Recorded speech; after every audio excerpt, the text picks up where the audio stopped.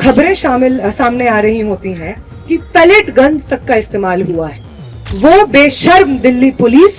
जो 2 दिन पहले तक डिनाई कर रही थी कि कोई पैलेट गन का इस्तेमाल नहीं हुआ है। एक मीडिया कर्मी का एमएलसी निकला, उसमें आया कि उनको पैलेट आया है,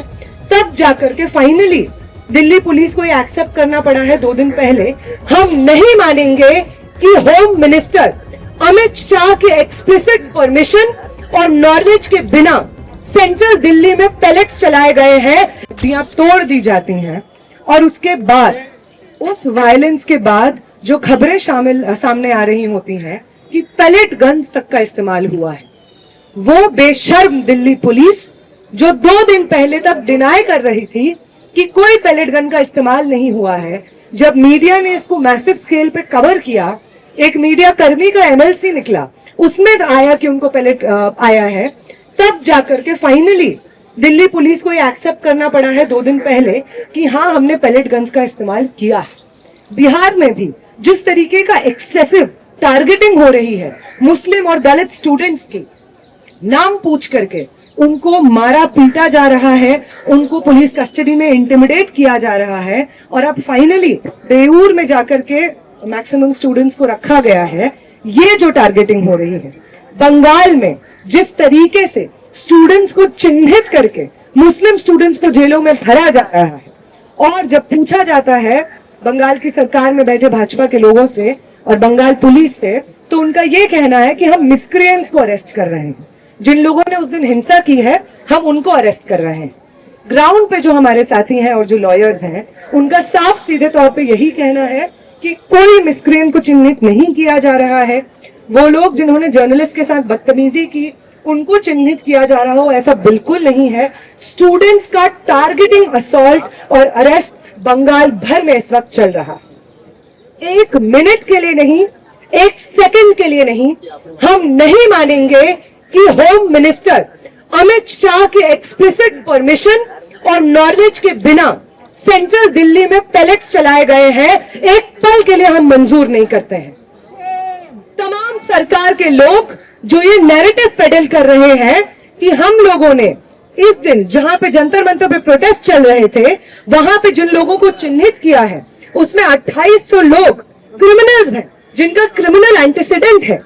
आप ये बताइए, आप दिल्ली पुलिस के लोग हैं, आपके पास पूरी व्यवस्था मौजूद है, पूरा सर्वेलेंस का सिस्टम मौजूद है, आप क्यों इंतजार कर रहे थे कि एक बड़ा प्रोटेस्ट होगा जंतर मंतर पे, जिसमें सब लोग आएंगे, सारे अपराधी आएंगे और उसके बाद हम चिन्हित करेंगे? पुलिस का काम क्या ये है कि वो इंतजार करते रहे कि मुजरिम उसके पास चल के आए और तब जाके वो कोई कार्रवाई ले? और अगर ऐसा नहीं है, और अगर आप ये जो 2800 का आंकड़ा बता रहे हैं वो एक बढ़ा चढ़ा करके आंकड़ा बता रहे हैं, हमारे प्रोटेस्ट को डिस्क्रेडिट करने के लिए बता रहे हैं, तो हमारा आपसे ये सवाल है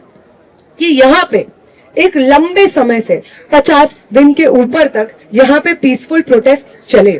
उन पीसफुल प्रोटेस्ट की जो मांग थी, मेन डिमांड, धर्मेंद्र प्रधान का इस्तीफा, उस इस्तीफे को, उस डिमांड को माना गया और सरकार ने अपने रिप्रेजेंटेटिव को भेज करके इस चीज को वैलिडेट किया कि यहाँ पे जो स्टूडेंट्स के प्रोटेस्ट हो रहे थे वो जायज हो रहे थे, उसकी डिमांड्स जायज हैं। उसके बाद अब जब सत्ता में बैठे लोगों का अहंकार टूटा है, आपकी घर घर में थू थू हो रही है, 20 तारीख को आपने जो हिंसा की है, आप लोगों को इंसान नहीं समझा जा रहा है, पुलिस कर्मियों को, सिक्योरिटी पर्सनल्स को, हर जगह पे वो लोग जो गोदी मीडिया का नैरेटिव सुन करके प्रोटेस्टर्स को एंटी नेशनल और पाकिस्तानी कहा करते थे, वो कंधे से कंधे मिला करके आज हमारे साथ चल रहे हैं। आपने जो 20 तारीख को हिंसा की है उसको कंडेम कर रहे हैं, तो आप लोग अपना बचा कुचा अहंकार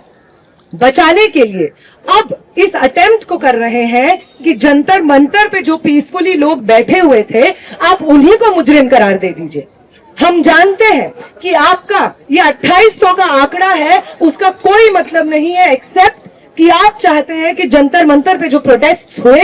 जिनकी डिमांड्स मांगी गई, जिसके बाद धर्मेंद्र प्रधान को इस्तीफा देना पड़ा, आप चाहते हैं कि वो प्रोटेस्ट डिस्क्रेडिट हो जाए। आप चाहते हैं कि आपने जो दूसरा आश्वासन यहाँ पे दिया था कि किसी भी एनडीए शासित राज्य में, भाजपा शासित राज्य में किसी भी पेपर लीक के खिलाफ प्रोटेस्ट करने वाले प्रदर्शनकारी पे कोई मुकदमा दर्ज नहीं होगा और जितने भी अरेस्टेड लोग हैं उन लोगों को रिहा कर दिया जाएगा। आप देश भर में अलग अलग भाजपा शासित राज्यों में अपने इस दूसरे आश्वासन से पीछे पैर मोड़ रहे हैं, मुकर रहे हैं और इसके खिलाफ अलग अलग राज्यों में स्टूडेंट्स प्रोटेस्ट कर रहे हैं। आप चाहते हैं कि 2800 का आंकड़ा बता करके, डिनाई करके कि आपने हिंसा नहीं की है, या लोअर लेवल के एम्प्लॉइज को, आप ऑफिशियल्स को बर्खास्त करके आप चाहते हैं कि हमारा ये जो प्रोटेस्ट है वो आप डिस्क्रेडिट कर दें और आप अपने अश्योरेंसेस से जो इस वक्त पैर पीछे खींच रहे हैं वो अश्योरेंसेस से आपको पैर पीछे खींचने का पूरा मौका मिले और साथ साथ आप हमारे ऊपर अपने क्रैकडाउन को जस्टिफाई कर सकें। हम यहां से कह देना चाहते हैं जेपी नड्डा को और तमाम सरकार के अधिकारियों को, रिप्रेजेंटेटिव्स को, कि ये चीज कि सेंट्रल दिल्ली में आम नागरिकों के ऊपर पेलेट गन से आप फायर करेंगे, ये एक टेररिस्ट और क्रिमिनल स्टेट की निशानी है। किसी भी तरीके से ना दिल्ली में और ना देश भर के किसी भी राज्य में हम इस चीज को नॉर्मलाइज होने देंगे कि किसी भी प्रोटेस्ट को डिस्पर्स करने का एक वाजिब तरीका है पेलेट गन्स का इस्तेमाल, या जो सिवान में हुआ AK-47 का इस्तेमाल, ये किसी भी तरीके से हम आपको नॉर्मलाइज नहीं करने देंगे।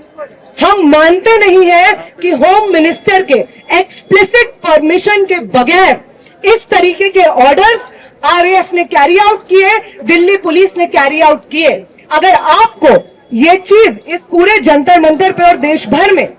जो छात्र आंदोलन चला है, अगर आपको उस छात्र आंदोलन की अच्छे से मांगे समझ नहीं आई हो तो आपको फिर से बता दिए जाते हैं।